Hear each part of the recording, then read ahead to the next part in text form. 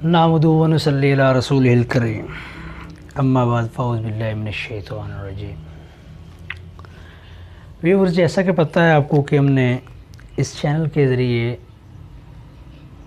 अपने हिस्से की एक शम्मा जला डाली है। आपको पता है कि इस चैनल को बनाने का बेसिक पर्पज़ उन तालिबे इल्मों की रहनुमाई करना है जो ख़ास किस्म के इम्तहानात की तैयारी के लिए किसी एकेडमी नहीं जा सकते या फिर उनकी किसी एकेडमी तक रसाई नहीं है। तो आजकल फेडरल बोर्ड ऑफ रेवेन्यू में इंस्पेक्टर इनलैंड रेवेन्यू की ग्रेड 16 की जॉब्स जो है ना वो अनाउंस हुई हुई हैं और इन जॉब्स के लिए इन नौकरियों के लिए जो है ना फेडरल पब्लिक सर्विस कमीशन को ये प्रोजेक्ट दिया गया है और वही इसका सारा प्रोसेस कंप्लीट करेगा। तो आजकल हमारा सिलेबस इन्हीं जॉब्स के सिलसिले में, इन्हीं नौकरियों के सिलसिले में चल रहा है। तो अगर सिलेबस के रिगार्डिंग ऑलरेडी जो है ना वो आपको लेक्चर डिलीवर किए जा चुके हैं। हमारा जो है ना अब जो सिलेबस का पोर्शन चल रहा है वो इनकम टैक्स ऑर्डिनेंस 2001 और सेल्स टैक्स एक्ट 1990 चल रहा है। इनकम टैक्स ऑर्डिनेंस का हमने चैप्टर 3 स्टार्ट किया हुआ है और इसके फर्स्ट 6 पार्ट हमने जो है ना वो ऑलरेडी जो है ना वो डिस्कस कर लिए हैं। हमारा पार्ट 7 चल रहा है। पार्ट 7 जो है ना वो रिलेटेड है सेट ऑफ लॉसेस कि आपने इनकम के अगेंस्ट जो है ना आपको अगर कोई लॉस आ जाता है तो आप इन लॉसेस का क्या करेंगे। अपनी बिज़नेस किसी भी बिज़नेस में या किसी भी हेड ऑफ इनकम में अगर आपको जो है ना वो लॉस हो जाता है तो आप उन लॉस के क्या करेंगे। तो इनकम टैक्स ऑर्डिनेंस के चैप्टर 3 के पार्ट 7 के का सेक्शन 55 टू 59 ये सारा डील करता है लॉसेस के बारे में। हमने बाकी जो है ना 58 तक जो है ना पढ़ लिया है। आज हमारा जो है ना वो जो सेक्शन है वो 59 जो है ना वो चल रहा है और ये इंतहाई इम्पोर्टेंट है। ये बहुत ही अहमियत का हामिल है क्योंकि इस सेक्शन के थ्रू जो है ना हम आज कंपनीज़ के बारे में डिस्कस करेंगे कि कंपनीज़ किस तरह से अपने लॉसेस को सेट ऑफ कर सकती हैं अगर वो कंपनीज़ जो है ना कह लें कि किसी ग्रुप की सूरत में हो। तो ग्रुप कंपनीज़ की जो है ना उनके लॉसेस को सेट ऑफ करने के लिए पहले जो है ना हमें ग्रुप टैक्सेशन का पता होना चाहिए कि what is meant by group taxation. अगर कंपनीज़ ने ग्रुप रिलीफ लेना है तो उनको ग्रुप टैक्सेशन के कह लें कि लॉज के अकॉर्डिंग उनको होना चाहिए। तो इनकम टैक्स ऑर्डिनेंस 2001 के चैप्टर 3 के पार्ट 7 का सेक्शन 59AA वो बात करेगा ग्रुप टैक्सेशन के बारे में कि आया कि लॉ इजाज़त देता भी है कंपनी को नहीं कि वो एक ग्रुप की शक्ल में जो है ना वो अपना टैक्सेशन के मामलात को देख सकें या नहीं। तो सेक्शन 59AA के जो है ना 6 सब सेक्शन हैं।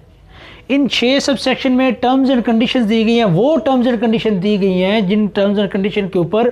कंपनीज जो है ना वो ग्रुप टैक्सेशन के लिए एलिजिबल हैं। तो सबसे पहले सब सेक्शन 1 जो है ना वो आपको इजाज़त देता है कि जो है ना कंपनीज जो है ना वो ग्रुप की सूरत में जो है ना वो ऑप्शन ले सकती हैं to be taxed as one fiscal unit. तो कहता है कि holding companies and subsidiary companies में opt to be taxed as one fiscal unit. कहता है कि होल्डिंग कंपनीज और जो उसकी सब्सिडायरीज कंपनीज हैं वो जो है ना वन फिस्कल यूनिट के तौर पर यानी कि एक ही यूनिट के तौर पर वो जो है ना ऑप्शन ले सकते हैं कि वो अपना यूनिट टैक्स के मामला देखें। अब होल्डिंग कंपनी से मुराद ये है आपके पास के ऐसी कंपनी जिसने अपने अंडर 4, 5, 2, 3, 4 कंपनीज़ को क्या किया होल्ड करके रखा हो। जैसा कि IGI ग्रुप है, जैसा कि पाक लीबिया ग्रुप के नाम से कंपनी है। इन कंपनीज़ के अपने अंडर जो है ना इन्होंने और जो है ना छोटे छोटे यूनिट जो और कंपनीज़ जिनको इन्होंने होल्ड किया हुआ है और जिन कंपनीज़ को इनको होल्ड किया होता है उन कंपनीज़ को जो है ना हम सब्सिडायरी कंपनीज़ कहते हैं। तो लॉ इजाज़त देता है कि ये companies as a one fiscal unit जो है ना वो अपने टैक्स के मामला देख सकती हैं।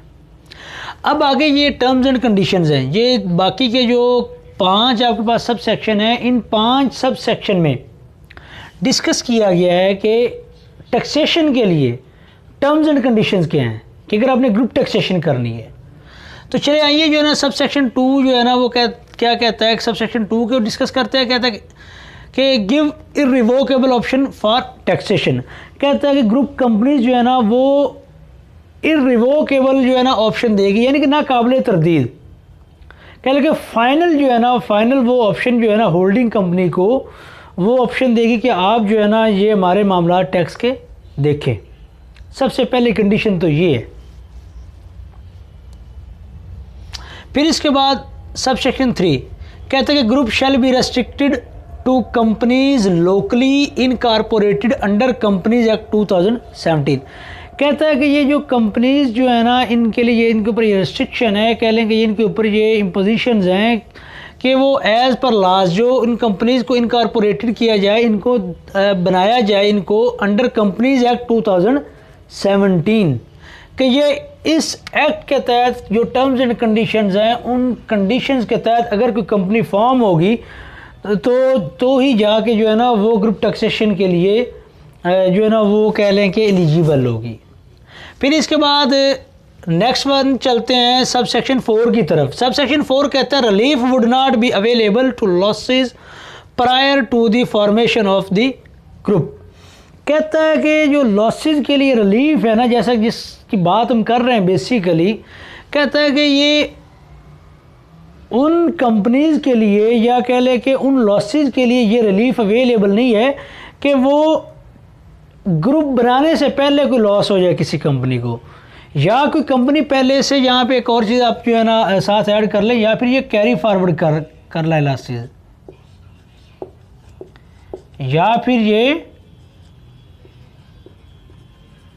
लॉसेस को कैरी फॉरवर्ड करके लाई हो कोई कंपनी, या फिर जो ऑलरेडी लॉस हो चुका हो इस ग्रुप के फार्मूलेशन से पहले, इस ग्रुप के बनने से पहले, तो उन लॉसेस के ऊपर या उस कैरी फॉरवर्ड के ऊपर किसी भी कंपनी को जो है ना कह लें कि वो जो है ना वो रिलीफ अवेलेबल नहीं होगा। जैसे कि हम पीछे डिस्कस कर चुके हैं कि जो है ना कोई भी बिजनेस पर्सन या कोई भी पर्सन जो है ना इंडिविजुअल हो या चाहे कोई फर्म हो, वो अपने लॉसेस को चाहे भी किसी भी हेड से आए सिवाय सैलरी के हेड से,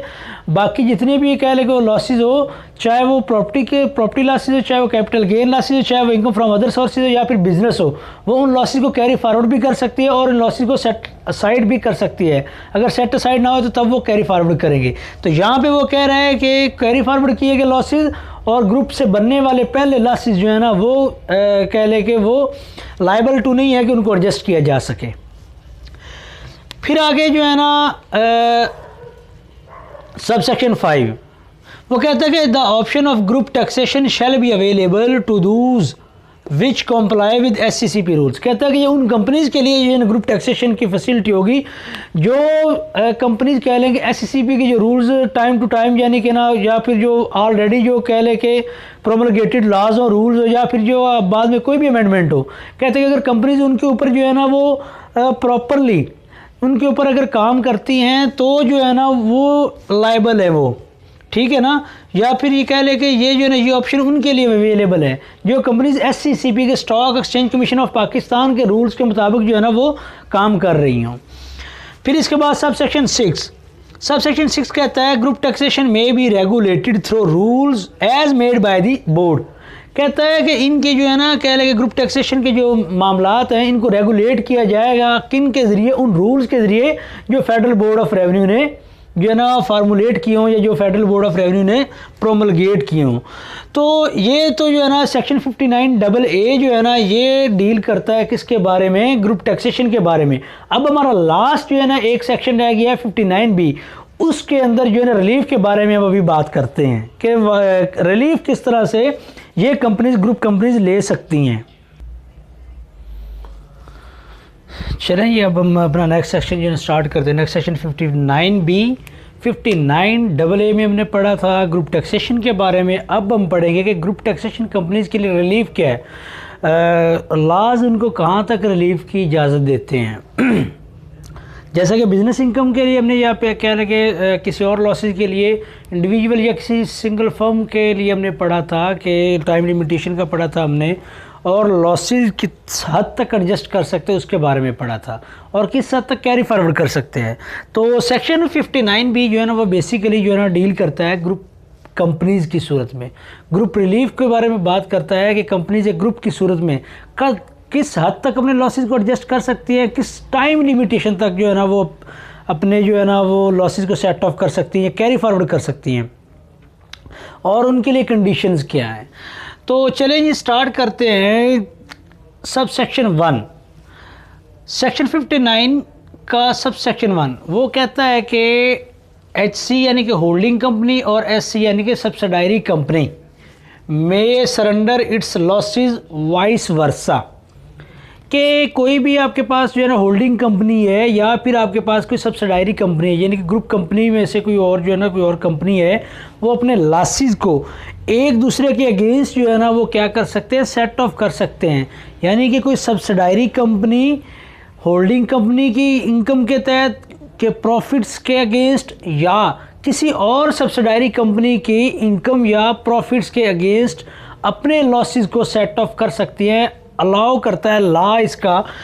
लॉ का सेक्शन 59B का सब सेक्शन 1 ये अलाउ करता है कि होल्डिंग कंपनीज या सब्सिडायरी कंपनीज वाइस वर्सा एक दूसरे के अगेंस्ट अपने लॉसेस को सेट ऑफ कर सकते हैं। तो यहाँ पे एक दो एक्सप्लेनेशन है छोटी छोटी, वो बताना ज़रूरी हैं कि आपके पास अगर कोई कंपनी लिस्टेड हो, लिस्टेड से मुराद यहाँ पे कि वो SCCP के साथ रजिस्टर्ड हो, तो उस कंपनी के 55% कैपिटल शेयर जो है ना वो होल्डिंग कंपनी होल्ड करेगी। 55% होल्डिंग कंपनी जो है ना वो उनको होल्ड करेगी, शेयर्स को या कैपिटल को जो है ना, अगर वो कंपनी SCCP के साथ या किसी और रेगुलेटरी इदारे के साथ अगर वो एज़ पर लॉज वो रजिस्टर्ड है या लिस्टेड है। इन केस अगर आपके पास कोई ग्रुप कंपनीज में से कोई कंपनी अनलिस्टेड है, यानी कि वो लिस्ट में नहीं है, यानी कि रजिस्टर्ड नहीं है SCCP के साथ, तो उस सूरत में जो होल्डिंग कंपनी है वो उसके शेयर्स का या कैपिटल का 75% जो है ना वो उसको होल्ड करके रखेगी, उसको होल्ड करेगी। तो पहली एक्सप्लेनेशन तो ये है, और ये पेपर व्यू पॉइंट से भी बहुत इंपॉर्टेंट क्वेश्चन है। फिर इसके बाद जो है ना यहाँ पे हमने लॉसेस को कैसे असेस करना है, तो इसके बारे में बात करेंगे कि अगर आपने कंपनीज जो है ना वो किसी कंपनी के जो है ना लॉसेस हो गया और उनको किस तरीके से किस फार्मूले के तहत उनको कंप्यूट किया जाएगा, तो उसके लिए फार्मूला है losses equal to A/100 multiply by B। ये आपके पास पेपर व्यू पॉइंट से भी ये फार्मूला है मैं कि वहाँ पे जो है ना कंपनीज़ के या सब्सिडायरी कंपनीज़ या आपके पास होल्डिंग कंपनी के लॉसेस को सेट ऑफ करने के लॉसेस को कंप्यूट करने के लिए फार्मूला पूछा जा सकता है। तो वो formula A/100 multiply by B। तो what is meant by A क्या, परसेंटेज शेयर कैपिटल, के किसी कंपनी के जो है ना वो कितने % शेयर जो है ना वो होल्ड किए हैं होल्डिंग कंपनी ने, 55% in case listed company and 75% in case unregistered या अनलिस्टेड कंपनी। तो ए से मीन जो उसके कैपिटल शेयर्स हैं जो वो होल्ड किए हुए हैं। And what is meant by B जो है ना असेस्ड लॉसेस, कि कंपनी ने अपने लॉसेस कितने असेस किए हैं, कितना उनको लॉस हुआ है, तो उसको जो है ना आप ए के साथ मल्टीप्लाई करके 100 पे डिवाइड करेंगे, तो जो आएगा आपके पास जो लॉस बचेगा वो लॉस आपको अलाउ है एज़ पर लॉ कि आप इतने % जो है ना कह लें कि इतने % जो है ना आप लॉसेस या जो है ना उनको आप सेट ऑफ कर सकते हैं अगेंस्ट जो है ना एनी अदर कंपनीज प्रॉफिट्स और होल्डिंग कंपनीज प्रॉफिट्स। तो अब आगे जो है ना लिमिटेशंस के बारे में बात करेंगे। सब सेक्शन 2 जो है ना सेक्शन 59B का सब सेक्शन 2 लिमिटेशंस के बारे में, टर्म्स एंड कंडीशंस के बारे में बात करेंगे कि वो क्या टर्म्स एंड कंडीशंस हैं जिनके तहत जो है ना एक जो है ना कह लें कि कंपनी जो है ना वो सब्सिडायरी कंपनी या होल्डिंग कंपनी जो है ना अपने लॉसेस को सेट ऑफ कर सकती हैं। तो उसके लिए सबसे पहले क्लास ए क्या कहती है, HC ओनरशिप 5 ईयर्स कहती है कि होल्डिंग कंपनी जो है ना उसके पास सब्सिडायरी कंपनी की ओनरशिप 5 साल तक की होनी चाहिए। यानी कि कोई सब्सिडायरी कंपनी है ना, उसको जो है ना ग्रुप में आए हुए एक होल्डिंग कंपनी के साथ एनलिस्ट हुए हुए जो है ना कम से कम 5 साल का टेन्योर जो है ना हो गया हो, 5 साल का अरसा हो गया हो। फिर इसके बाद क्लास बी के कहती है नॉट एंगेज्ड इन ट्रेडिंग। ये जो है कहते हैं ऐसा, क्लॉज बी कहती है कि कोई भी ग्रुप कंपनीज जो है ना, ग्रुप में से कोई भी कंपनी जो है ना वो ट्रेडिंग के बिजनेस के साथ जो है ना वो एंगेज ना हो, कोई ट्रेडिंग का कारोबार ना करती हो। ये मैं आपको यहाँ पे क्लियर करता चलूँ कि ये बेसिकली आप कह सकते हैं कि बेसिकली ये प्योरली जो है ना आपके पास ये जो कह लें कि पैसे का लेन देन जो कंपनीज करती हैं, ये उनके लिए जो है ना ये सारे लाज हैं, ये लाज जो है। फिर इसके बाद जो है ना क्लॉज सी के कहते हैं H C listed within 3 years from which loss. Important बात है ये। वो कहता है कि अगर आपके पास कोई जो है ना कह लें कि होल्डिंग कंपनी है और वो SCCP के साथ जो है ना वो रजिस्टर्ड नहीं है, तो उसको जो है ना जिस डेट से आपने लॉस को क्या करना है, सेट ऑफ करना है, उस डेट से विद इन नेक्स्ट 3 years इस कंपनी को SCCP के साथ जो है ना या रेगुलेटरी अथॉरिटीज़ के साथ इसको क्या होना होगा, होल्डिंग कंपनी को उसको जो है ना वो रजिस्टर्ड होना होगा। अदरवाइज़ वो नहीं होती तो उसके लॉसेस जो है ना वो सेट ऑफ लॉसेस जो है ना वो चार्जेबल टू टैक्स होंगे। फिर इसके बाद जो है ना डी, क्लॉज डी क्या कहती है, वही जो है ना कह लें कि जनरल जो है ना ये लॉज हैं कि इनकॉर्पोरेटेड अंडर कंपनीज एक्ट 2017 कि ये जो इस ग्रुप के अंदर कंपनीज हैं इनको जो है ना फार्मूलेट किया गया हो, इनको जो है ना कह लें कि बनाया गया हो कंपनीज एक्ट 2017 के जो है ना तहत। फिर इसके बाद जो है ना आपके पास जो है ना क्लास ई वो ये कहती है कि approval of board is mandatory. यहाँ पे अप्रूवल ऑफ बोर्ड से क्या मुराद है कि जो आपने लॉसेस सेट ऑफ करने हैं या एडजस्ट करने हैं, तो उनके लिए जो ना बोर्ड की अप्रूवल ज़रूरी है। यहाँ पे बोर्ड से मुराद फेडरल बोर्ड ऑफ रेवेन्यू है कि फेडरल बोर्ड ऑफ रेवेन्यू की अप्रूवल जो है ना होल्डिंग कंपनी के लिए या सब्सिडायरीज कंपनीज के लिए ना वो ज़रूरी है कि पहले बोर्ड से अप्रूवल लेंगी कि आप अपने ये लॉसेस क्या कर सकते हैं, इनको सेट ऑफ कर सकते हैं अगेंस्ट द इनकम ऑफ या profits of any other company which is enlisted in group. तो फिर आगे इसके बाद क्लॉज एफ वो कहती है कि SC यानी कि subsidiary company continue the same business for 3 years। कहता है कि जिस कंपनी ने अपने लॉसेस को सेट ऑफ कर दिया उसके लिए ज़रूरी है कि वो सेम बिज़नेस 3 साल तक के लिए जो है ना वो अपना क्या करे, कंटिन्यू रखे। अगर वो ऐसा नहीं करती तो उसकी जो सेट ऑफ लॉसेस है वो जो है ना कह लें कि चार्जेबल टू टैक्स होंगे, उनको वो सॉरी कह सकते चार्जेबल टू टैक्स कह लें कि वो उसको जो है ना वो उसको एज़ पर लॉ उसको अलाउ नहीं है कि वो उनको सेट ऑफ कर सके। फिर इसके बाद जो है ना आपके पास क्लास जी जनरल, ये आपके पास जो है ना जनरल कंडीशन है। ये क्या कहता है, कंप्लाई विद SCCP रूल्स के इन कंपनीज के लिए जो है ना ये ज़रूरी है कि वो SCCP रूल्स को कंप्लाई करें, चाहे वो ऑलरेडी फार्मूलेटेड हो या फिर टाइम टू टाइम उनको फ्रेम किया जाए। ठीक है, तो इन कंपनीज के लिए ये ज़रूरी है जो है ना वो इनको जो है ना इन रेगुलेशंस के साथ stock exchange commission of Pakistan की रेगुलेशंस रूल्स के साथ कंप्लाई करें। फिर इसके बाद एच कहता है एनी अदर कंडीशन, यानी कि इसके अलावा अगर कोई लॉ बन जाता है तो उनको भी इनके लिए ज़रूरी है कि उन लॉज के ऊपर जो है ना ये अमल दरामद करें। तो ये तो कंडीशंस थी कंपनीज के लिए कि अगर ये चीज़ें करेंगी तो जो है ना वो रिलीफ लेने की हकदार होंगी। अब आगे हम थोड़ा सा बात करेंगे कह लें कि लॉसेस को कब तक सरेंडर कर सकते हैं और टाइम पीरियड की बात करते हैं। तो सब सेक्शन 3 कहता है कि SC shall not surrender loss more than 3 years। कहता है कि आपके पास जो सब्सिडायरी कंपनी है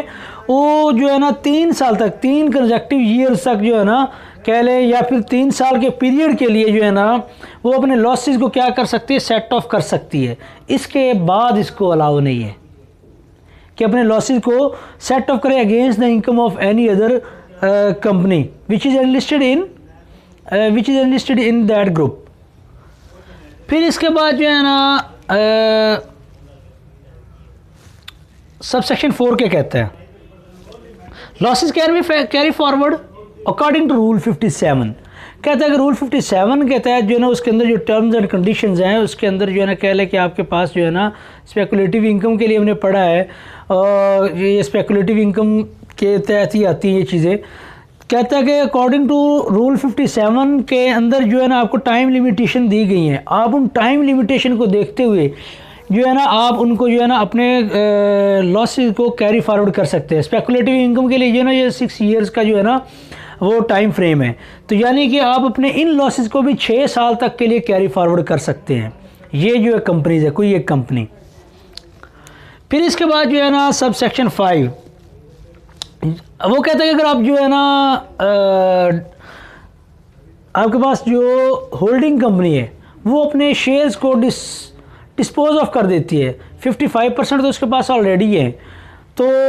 या 75% in case non listed with SCCP, तो कहता है कि इस सूरत में जो है ना वो जो आपके पास प्रॉफिट है वो ऑफ़र करेगी सब्सिडायरी कंपनी को, और जो है ना वो कह ले कि वो जो ऑफर्ड जो है ना ऑफर्ड प्रॉफिट है सब्सिडायरी कंपनी को वो चार्जेबल टू टैक्स नहीं होगा। फिर इसके बाद जो है ना सब सेक्शन 6 वो कहता है कि इसके अंदर जो ना इसके अंदर डिस्कस किया गया कि एक लॉस क्लेमिंग कंपनी के लिए क्या ज़रूरी है कि वो जो लॉस रेंडर्स कंपनी के साथ जो है ना उसको किस तरह से पे करे। तो वो कहता है कि loss claiming company transfer cash to loss renders, कि एक कंपनी जिस जो लॉस क्लेम कर रही है, यानी कि जिस लॉस रेंडरिंग कंपनी जिस कंपनी की इनकम के अगेंस्ट या प्रॉफिट के अगेंस्ट जो है ना वो अपने लॉसेस को सेट ऑफ किया था, और वो कंपनी जो इन लॉसेस को जो है ना कह लें कि क्लेम कर रही है, वो इस फार्मूला के तहत जो लॉस असेस होगा इतनी अमाउंट जो है ना वो ट्रांसफ़र कर देगी किसको, जो सरेंडर्स हैं, जो सरेंडर कर रहे हैं अपने लॉसेस को किसी उस कंपनी की तरफ जो कैश पे कर रही है। फिर इसके बाद जो है ना सब सेक्शन 7 कहता है कि share transfers would not be taxable. कहता है कि होल्डिंग कंपनी अगर वो अपने जो है ना at the end of period, यानी कि जब कह लें कि कोई जब वो कोई बिज़नेस डिस्पोज ऑफ करे, या वैसे जो है ना एक कह लें कि टाइम पीरियड के बाद जब वो अपने जो है ना शेयर को डिस्पोज ऑफ करे, तो उस सूरत में जो है ना वो शेयर्स के ऊपर जो कह लें कि वो जो आपके पास इनकम आई है या फिर आपको कोई प्रॉफिट जो है ना वो उन्होंने की दिया है, तो वो जो आपके पास चार्जेबल टू टैक्स नहीं है। तो ये जो है ना सेक्शन जो है ना ये सेक्शन 2 इंतहाई इंपॉर्टेंट थे। आज हमारा जो है ना पार्ट 7 ख़त्म हो चुका है। इंशाल्लाह कल हम अपना नेक्स्ट पार्ट 8 लेके चलेंगे। वहाँ पे हम डिडक्शंस के बारे में बात करेंगे कि आपको जो है ना कौन कौन से डिडक्शंस अलाउ है कि आप अपनी जो है ना इनकम में से उन डिडक्शंस को जो है ना या उन लॉसेस को जो है ना डिडक्ट कर सकते हैं। तो जुड़े रहिए हमारे साथ, अपने हिस्से की शम्मा जलाते जाएं, जितना हो सके इसको शेयर करें और चैनल को सब्सक्राइब करें। जज़ाकुमुल्लाह।